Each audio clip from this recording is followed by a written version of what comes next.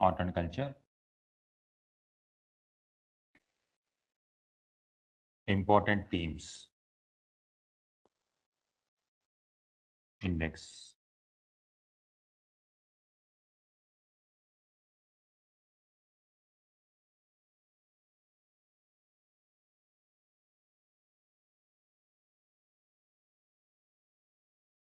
religion and philosophies,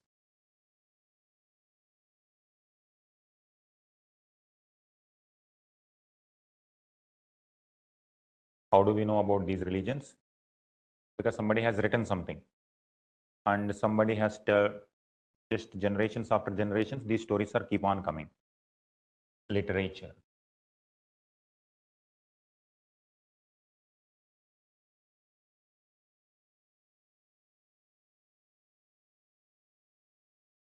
someone built some monuments.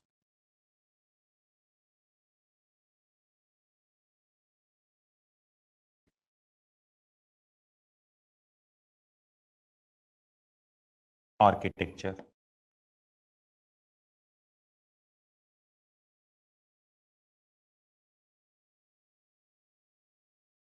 next, sculptures, big monuments, architecture, and on each and every monument you will find some small images also. Sculpture,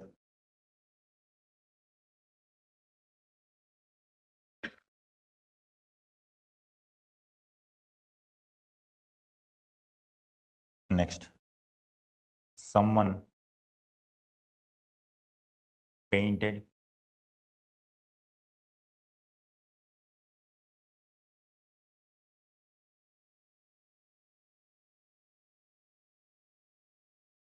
So what are these? Religion, literature, architecture, sculpture, painting. These are all like outward reflection of whatever our ancestors believed. So they had some beliefs and those beliefs were painted. Someone sculpted with the image. It could be some stone also, some metal also, any kind of clay also. Architecture with a different type of imagination, they created some temples, mosques, or any kind of monument like stupas. Literature, writing some book. The themes are going to be socio-economic, political, those themes only. And religion, belief on God, goddesses, and whatever spirits they believe. It is all their imagination and also their beliefs in the society. Those beliefs are now reflected in this kind of different developments. Sixth one.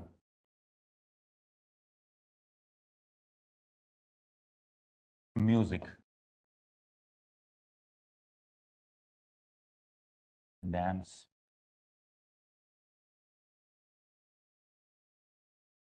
music, dance. And there are so many other ways of expression also. For example, like festivals.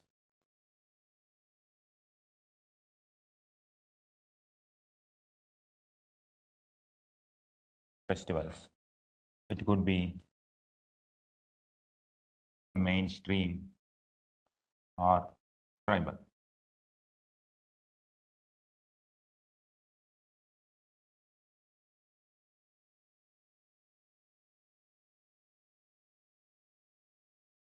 Theater.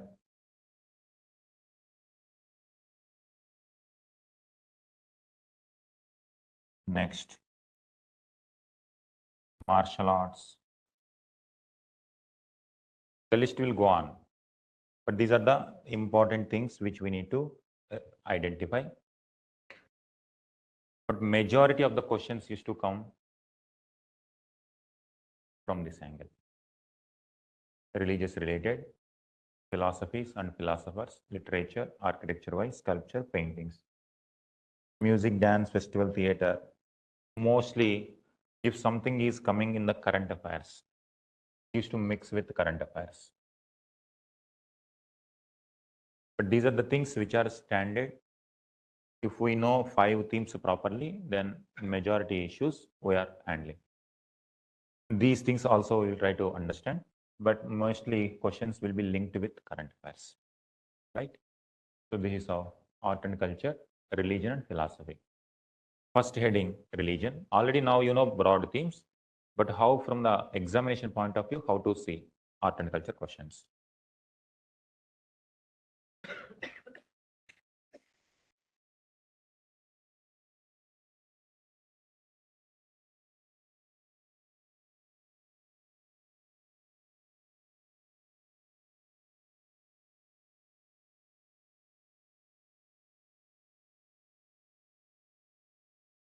When it comes to Indian history, Indian art and culture, this religion plays a dominant role. Suppose if you go here, if you take Shiva as God, a person write a book on Shiva, literature. A person build a temple for Shiva, architecture. A person create one beautiful image on Shiva, sculpture. A person can paint images of Shiva, painting. Now music and dance related to Shiva. You see, one idea, but reflection multiple ways, same idea. Religion and philosophies.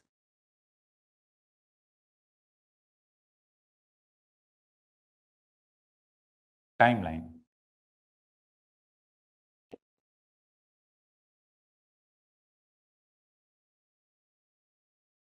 Timeline.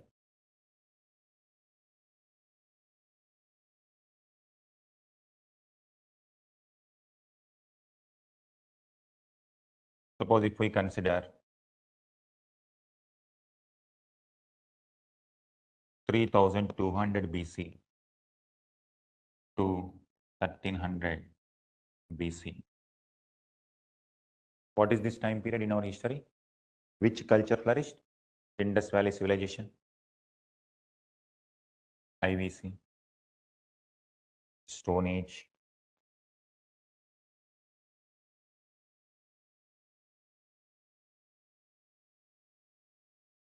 Chalcolithic,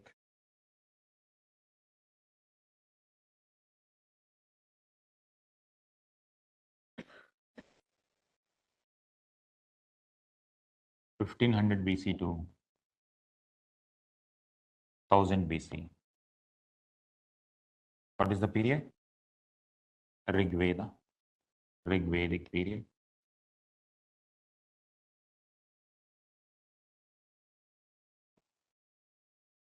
(600 BC), later Vedic.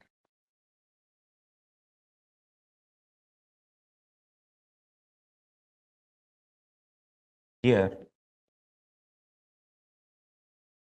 evolution of elements of Hinduism gradually they are evolving.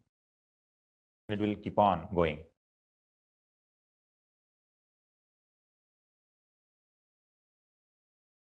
At this point of time,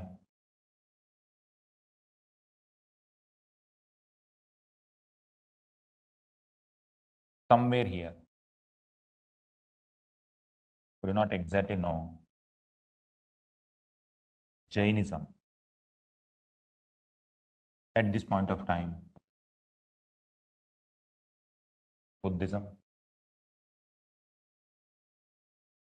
Suppose if the sentence is Jainism is earlier or older than Buddhism, is it true or not? Jainism is older than Buddhism.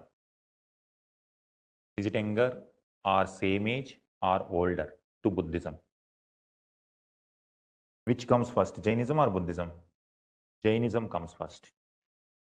Because Buddha means the person who founded Buddhism, Gautama Buddha. Contemporary of Jainism Tirthankara is 24th Tirthankar. Who is 24th Tirthankar? Some idea? No problem. Now we will study one by one. 24th Tirthankar is Vardhaman Mahavira. Vardhaman Mahavira is 24th teacher. That means before him 23 teachers are there. Let us assume these 23 are fictional people. They are not existing. At least one or two might be there. Even if we very conservative estimate, at least 1 or 2% will be there. That means before Jainism, before Buddhism, there is already element of Jainism. That's why we don't know at what point of time it emerged.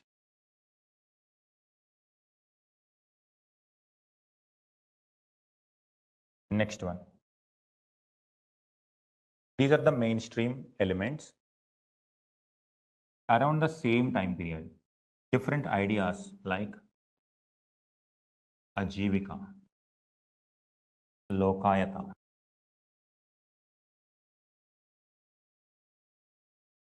philosophies,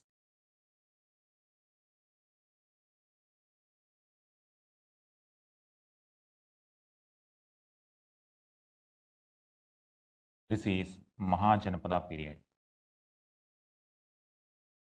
Remember this, from the examination point of view, Jainism, Buddhism, Ajivika, Charvaka or Lokayata. We will write founders also. Likewise, these are various philosophies. Now in this Mahajanapada time period, what is the reason for the emergence of new ideologies? Because in Hinduism or Brahmanical tradition, some sacrifices were there. People were not given equal status in the fourfold Varna order. As a revolt against this system, new ideas are emerging. As a response to this, even Brahmanical tradition also reformed. It also reformed and new elements also started coming in Hinduism also. Next, you continue. If your page is not full, then next.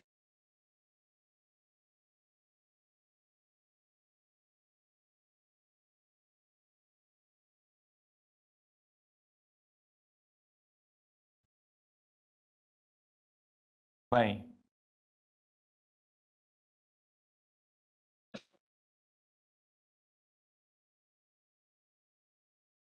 BC. 250 BC means who was the ruler in India? Mauryan Empire. At this point of time, Mauryan Empire is there, Ashoka. By this time, Buddhism, many groups. In Buddhism also, again, many differences are there, many groups. Jainism, two major groups.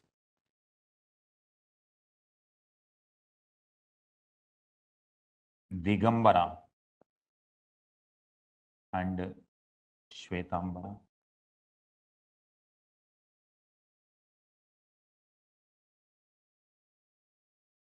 Just you write, then we will take one by one religion, then we will write some people are involved. Just as an evolution of various religious themes, we are trying to understand.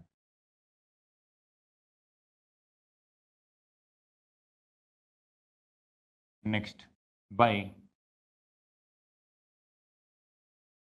1 CE, this is Jesus era, birth of Christianity.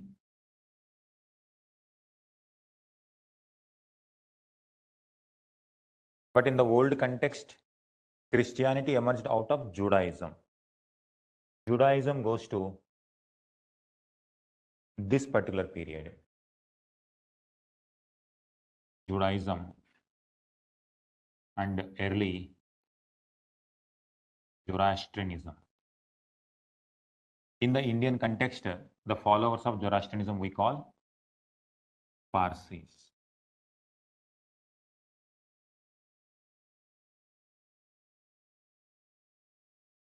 Parsis.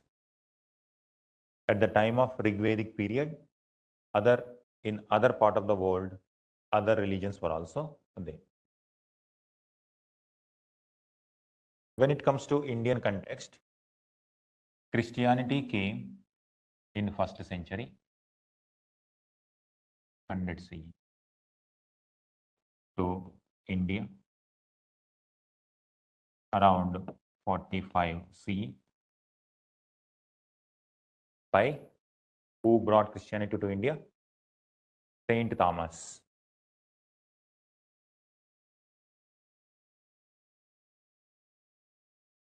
Saint Thomas, around 45 CE.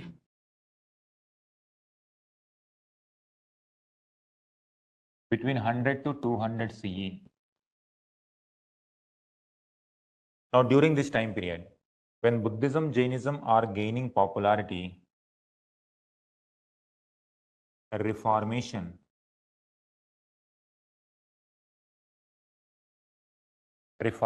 in, we are using the term Hinduism, but actually it is a Brahmanical tradition. Reformation in Brahmanical tradition.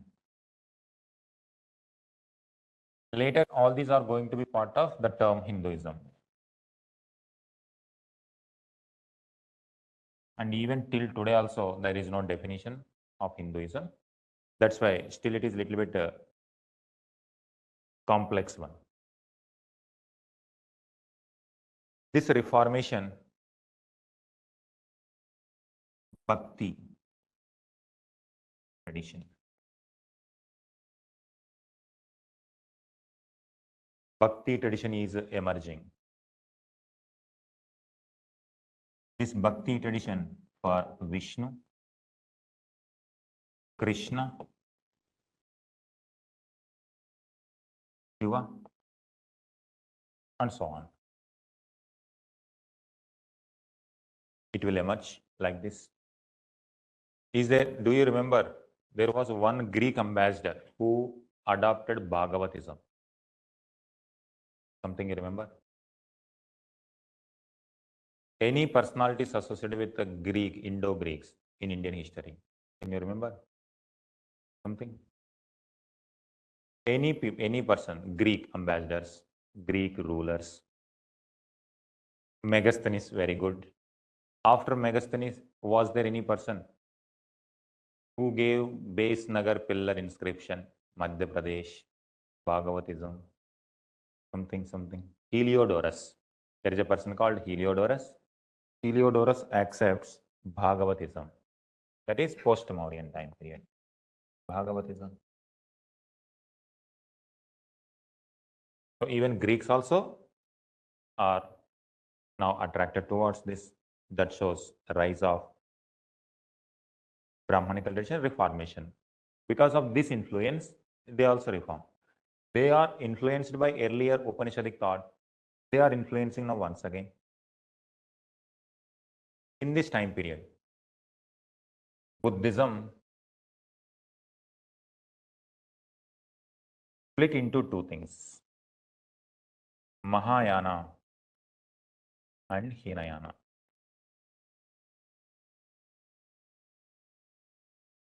Mahayana and Hinayana.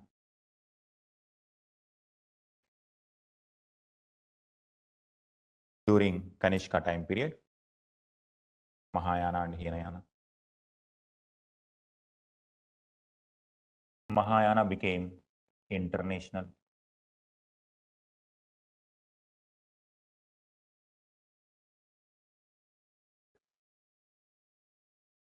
International at this point of time. Hinayana already international. During Ashoka time period, it already spread.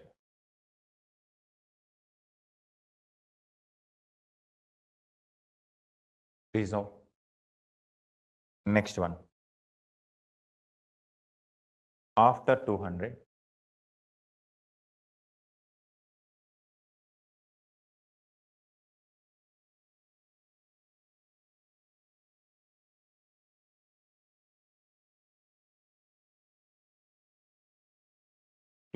CE to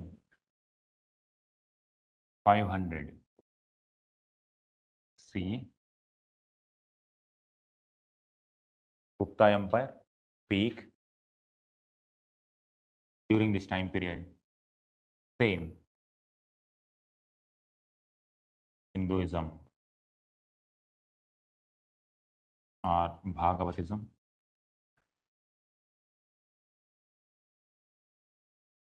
Buddhism, split, Mahayana, Hinayana. Jainism, Digambara, Shvetambara.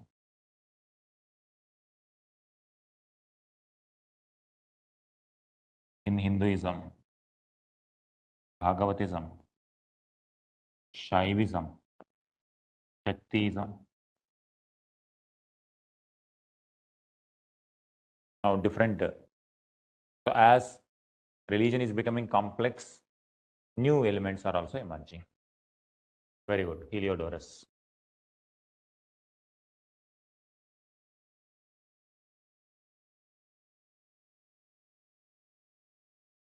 Now during this time period, 632 CE. This is the time period of Prophet Muhammad.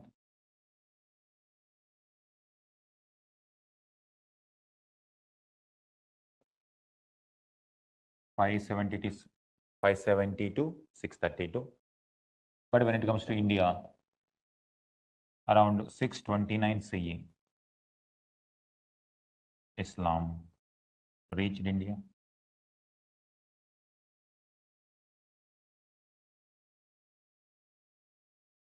Now you see, by this time, these many ideas are there. Naturally, architecture increases, painting increases, music, dance, everything associated with this. Islam reached India by this time. Almost everything there. What else is left? Mainstream. By 600, Islam, Christianity, Hinduism, Buddhism, Jainism. What is the major religion which is left as of now? In case of India, Sikhism is there. Sikhism comes in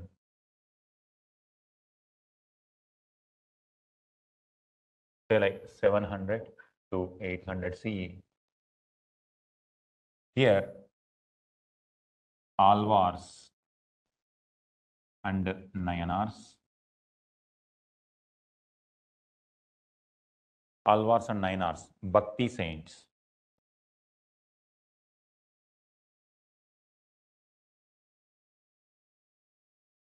Alvars and Nayanars, Bhakti saints become active. This is in case of Hinduism. In case of Buddhism, a new variety is emerging now called Vajrayana Buddhism.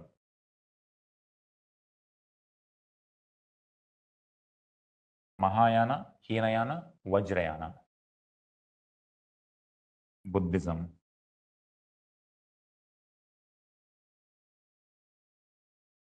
Emerging.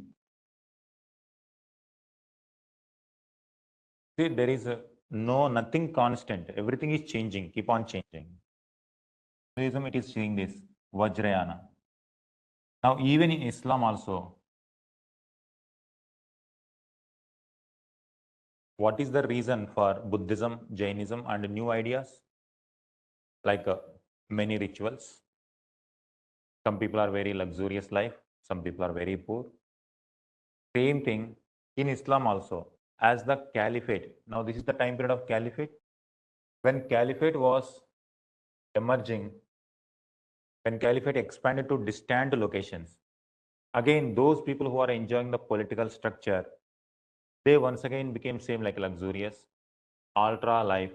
Now, when it comes to the poor people, they are same poor only. In the process, the true religious idea is missing. Like same thing, like Buddhism, Jainism. Here also, some people, like Alvars and Nainars, they told, you don't require any ritual. You don't require any this caste system in front of God because we are all children of the God. God is accessible to everyone. In Islam also, Sufi movement in caliphate also emerged. Same concept. There also, God is accessible to everyone. A movement which is accessible to everyone emerged.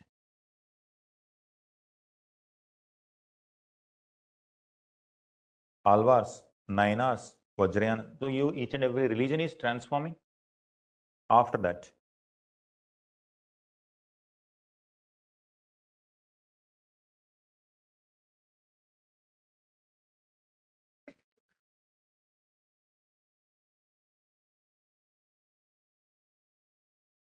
(700 CE to 1000 CE).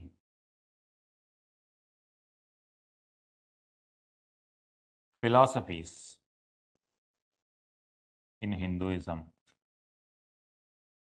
consolidated, like Advaita. Someone told Visishta Advaita.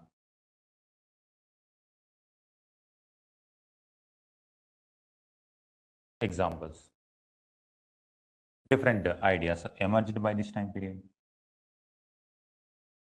Samkhya, Nyaya, Yoga, etc. We'll write one by one. Consolidated. This is Sankhya, Nyaya, Yoga. Exact time period we do not even know at what point of time these philosophies are emerging. When it is happening here, Buddhism, Ajivaka, Lokayata, Jainism were happening. In Hinduism also, Brahmanical tradition also, similar kind of philosophies were emerging. Rise of new philosophies within Vedic tradition. That's why we cannot attribute exactly in which year which idea emerged. For a period of time, it is emerging. By Gupta time period and post-Gupta time period, they are going to take this shape. Origin, if you talk about origin, it go back to Mahajanapada time period and later Vedic time period. Evolving since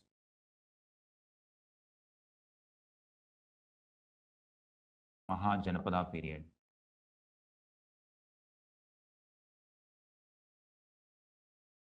Here prelims question is, which is orthodox ideology, which is unorthodox ideology.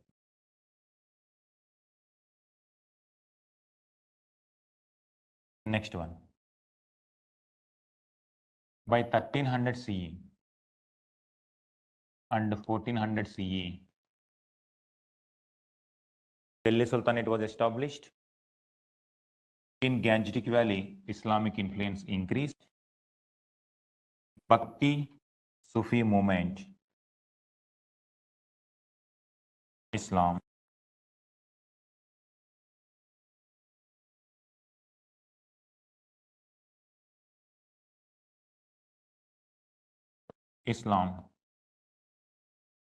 becoming stronger in Gangetic Valley. Around the same time period, Bhakti and Sufi movement.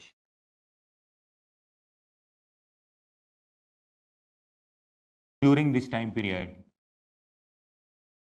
Sufis from Persia, Afghanistan, Iraq migrated to India.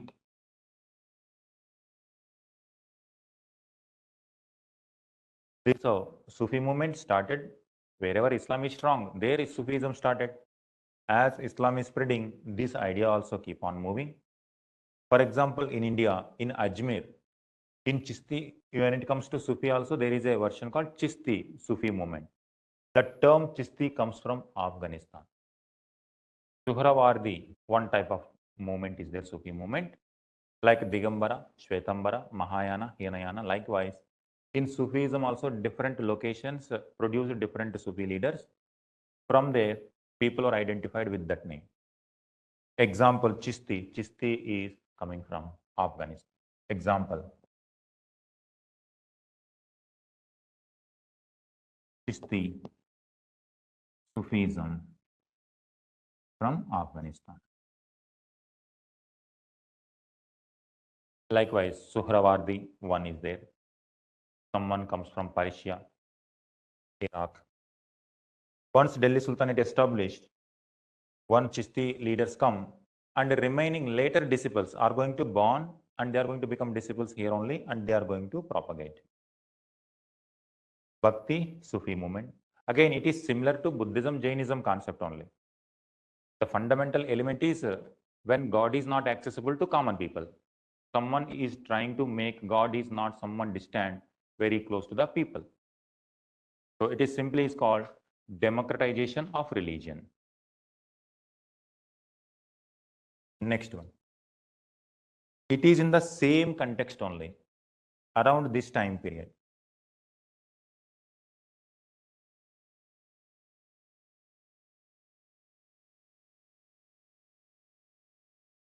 1400 CE to 1600 CE. It is the same time period, Guru Nanak.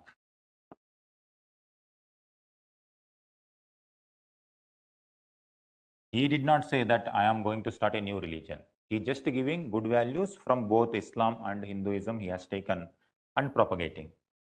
Foundation for Sikhism.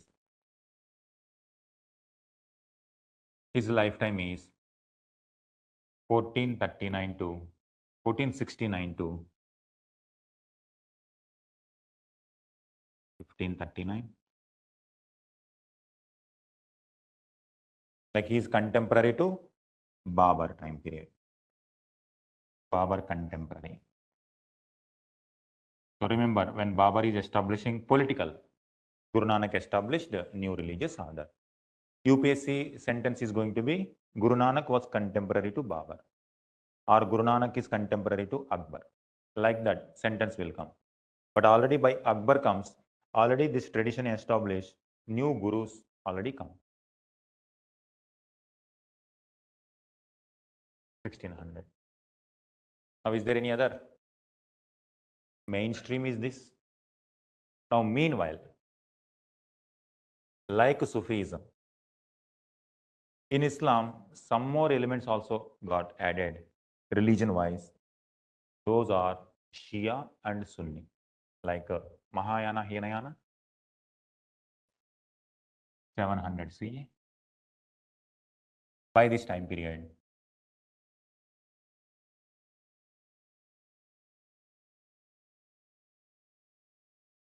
Shia, Sunni. It started as a political leadership crisis initially. Over a period of time, even in the religious angle also, a difference emerged between two groups, Shia and Sunni.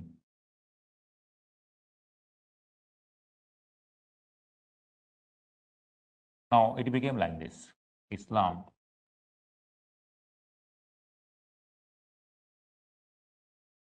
Shia and Sunni. And they believe in imams.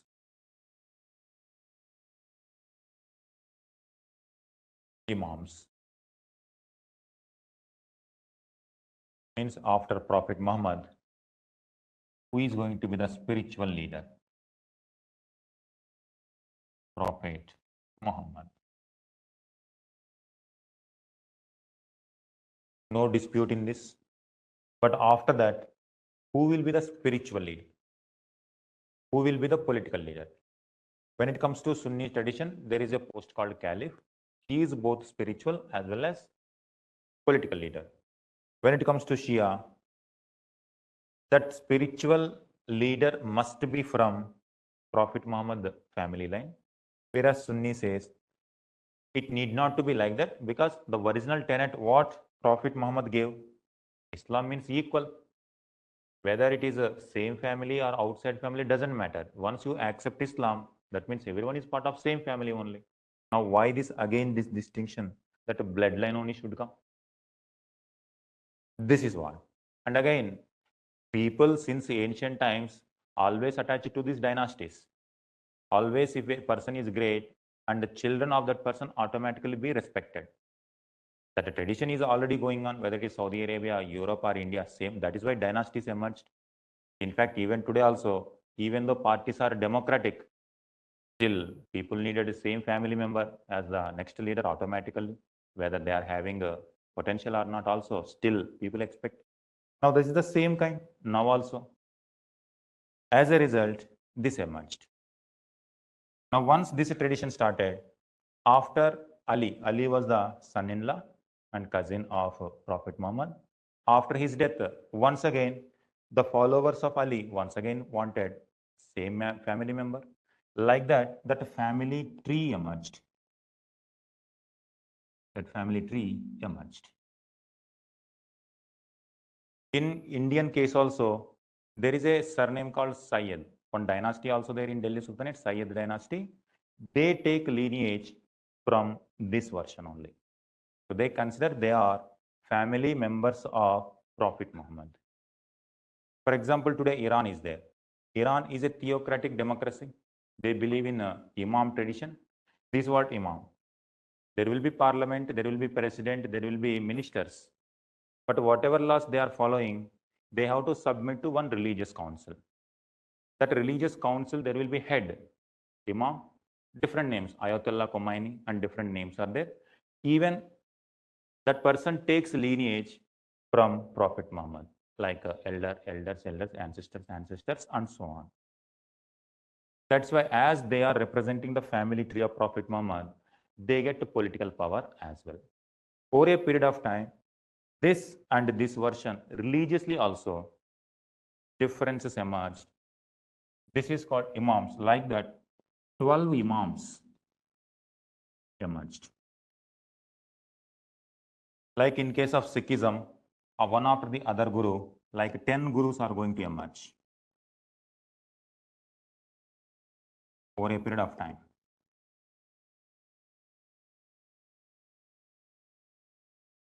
This tradition is not something new for the world. In Jainism, how many Tirthankaras? 24 Tirthankaras. 24 Tirthankaras in Jainism.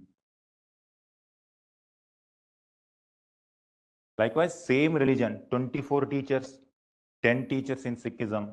In Shia version also, they believe 12.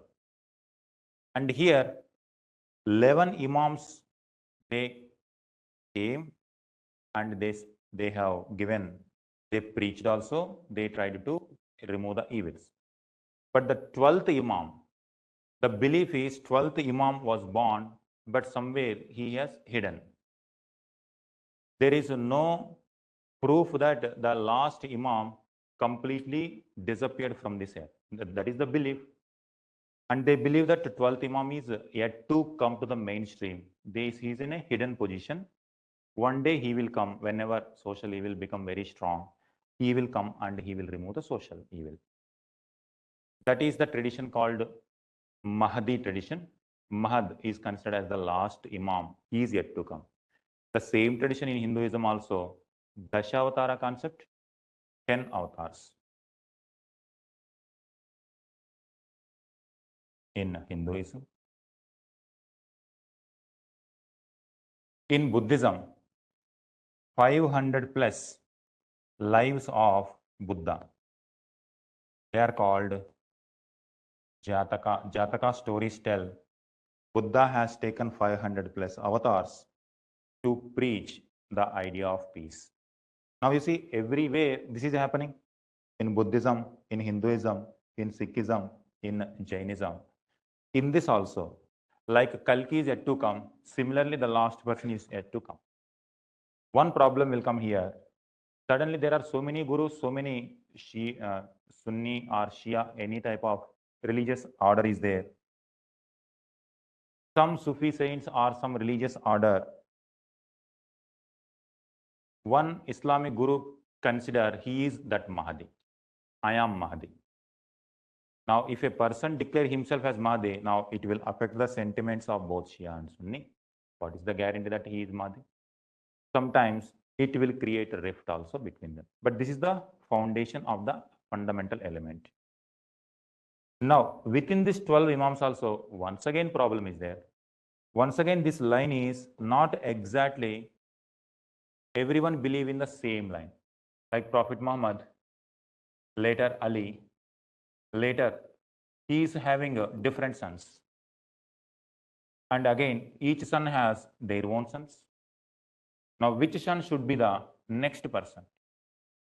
Whether we should believe in this line or after this another son, another son, another son. Which one should we believe? This is also, that's where there is some other sect called Ismaili sect. That is another version. Even though they are believing in this, but again, in the chain, they are tracing to different set of people finally to profit. Here, there is no dispute at the top. Here, there is no dispute in the second person. From third, fourth onwards, you will see some kind of ideal differences. In this way, multiple. So here, I'm explaining all these things. Multiple branches emerged in Islam as well.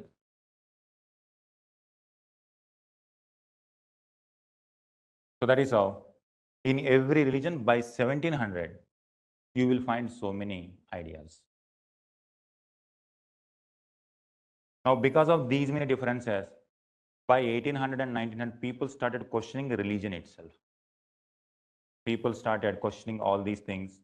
People started moving towards democracy or secularism to keep religion as a private affair. In the public life, everyone is equal. Because one state, one nation is not about one particular religion, it is about all the religions. By 1900s,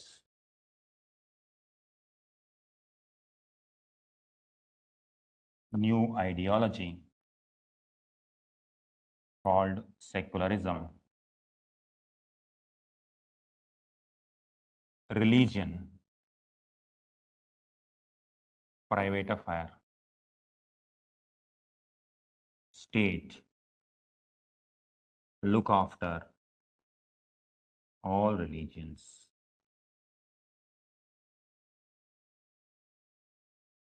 Like Buddhism, Jainism, Sikhism, now secularism. Like that, a new kind of attitude towards religions is emerging. That's all. But it is not that everybody believe in the same ideology. And some people say that if you leave religion, then you will leave ethics. If you want to live in a society with ethical values, you have to protect the religious order. That is how it goes. Next, with respect to prelims here, see in which time period, which type of developments are happening. In this time period, particularly this with respect to this, in 1500s became strong. It was going on since Prophet Muhammad time period, but by 1500 became very strong. In India, Deccan Sultans,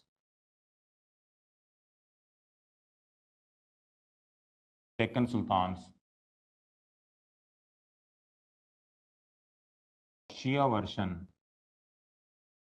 strongly followed.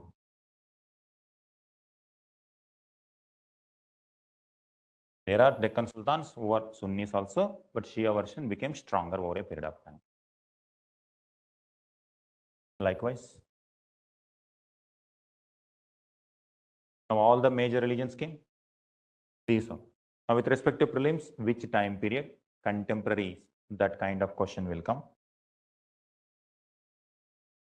In all these, some people are there involved. Let us try to understand that.